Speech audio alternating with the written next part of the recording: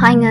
நம்ம ஹீரோயினுக்கு hero explain பண்ணிட்டு இருக்கும்போது ஹீரோயின் உடனே என்னோட ஸ்கோர் என்னன்னு தெரியும்ல, நான் 38 நீ 45ன்னு சொல்லுவா. உடனே கிளாஸ்ல இருக்க எல்லாரும் சிரிக்க ஆரம்பிச்சிருவாங்க. கிளாஸ் லீடர் எந்திரிச்சு வந்து, நீ இந்த ஸ்கூலுக்கு புதுசு, அதனால தான் உனக்கு இதை பத்தி தெரியல. ஹீரோ தான் எப்பவுமே கிளாஸ் டாப்பர், அவனை அடிச்சுக்க ஆளே இல்ல. ஸ்டூடெண்ட்ஸ் எல்லாம் இவ்வளோ ஒரு மாதிரி பார்த்தோன்னே இவளுக்கு ரொம்ப ஷை ஆயிடும். அவள் கிளாஸை விட்டு வெளியே வந்துருவா. அவள் அழுகையை கண்ட்ரோல் பண்ணிட்டு நடந்துட்டு இருக்கும்போது லஞ்சில் அவன் கூட சாப்பிட்ட சீனியர் அதை பார்ப்பான். பார்த்துட்டு உடனே அவள் பின்னாடியே வருவான். அவள் தனியாக உட்காந்து அழுதுட்டு இருக்கிறத பார்த்துட்டு போய் பேசுவான். அவன் சொல்லுவான், 2 இயர்ஸ்க்கு முன்னாடி நான் இங்கே வந்தப்போ இது எல்லாமே நான் ஃபேஸ் பண்ணியிருக்கேன். எல்லாத்தையும் நானாக தான் ஓவர் கம் பண்ணி வந்திருக்கேன். நம்மளோட ஸ்கோர்னால தான் இவங்க எல்லாரையும் நம்மக்கிட்ட கொண்டு வர முடியும் அப்படின்னு சொல்லுவான்.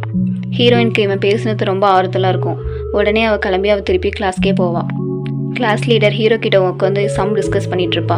இவன் அங்கே போயிட்டு நிற்பா. கிளாஸ் லீடர் இன்னி கொஞ்சம் நேரம் ஆகும்னு சொன்னோன்னே, சரி ஓகே நான் உன் பிளேஸ்க்கு போய்க்கிறேன், அதுதானே உன் விருப்பம் அப்படின்னு சொல்லிட்டு அவள் உடனே அவள் திங்ஸ் எல்லாம் எடுத்து அவள் பிளேஸ்க்கு போவா. ஹீரோ உடனே இப்போ போனேன்னா எப்போ இங்கே வரக்கூடாதுன்னு சொல்லுவான். அவள் ஒன்றுமே சொல்லாமல் அவள் பிளேஸ்க்கு போய் உட்காந்துருவா. ஸ்கூல் முடிஞ்சதும் அவங்க அப்பாவும் அம்மாவும் வீட்டில் இருப்பாங்க. அப்போ அவங்க அம்மா சொல்லுவாங்க, ஹீரோயினோட பேஜை வந்து தம்பி தான் எடுத்து ஒழிச்சு வச்சுட்டான். ஹீரோயின் வீட்டுக்கு வந்துடுவா.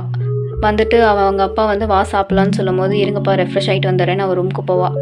அங்கே அவன் தம்பி அவன் டைரியில் வந்து ஓட்டை போட்டு வச்சிருவான். திரும்பி ஹீரோயினும் அவன் தம்பியும் சண்டை போட ஆரம்பிச்சிருவாங்க. உடனே ஹீரோயினோட அம்மா திருப்பி தம்பிக்கே சப்போர்ட் பண்ணிட்டு, ஒரு டைரி தானே விடு அப்படின்னு சொல்லுவாள். ஹீரோயினுக்கு காலையிலேருந்து நடந்தது அவளுக்கு வந்துடும். அவள் அழுதுகிட்டே திருப்பி ரூமுக்கு போயிடுவாள். அவள் அழுகியை அவளே சமாதானப்படுத்திட்டு ரூமில் இருப்பாள்.